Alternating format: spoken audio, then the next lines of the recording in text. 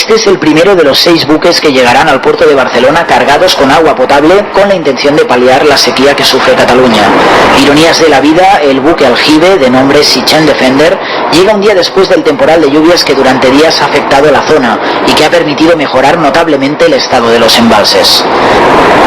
Aún así, los planes iniciales aprobados por la Generalitat siguen adelante y a las 8:30 de la mañana ha llegado al puerto de Barcelona el barco cargado con 19.000 metros cúbicos de agua, lo que equivale al consumo diario de 170.000 personas.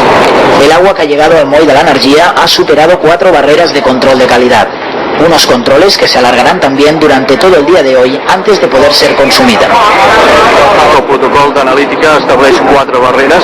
Una és l'evaporació de càrrega, una altra és un cop carregat el vaixell amb els dipòsits plens. A dipòsits plens es fa una analítica de tots i cada un dels dipòsits. Un vaixell d'aquest tipus porta 20 dipòsits.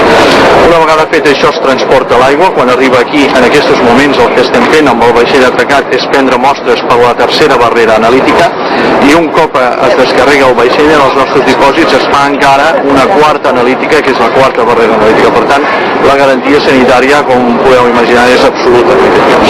Para poder llevar agua potable a Barcelona se han contratado 6 barcos que en 63 viajes tienen que cumplir con una serie de garantías, como su capacidad máxima, que oscila entre los 19.000 y los 42.000 metros cúbicos.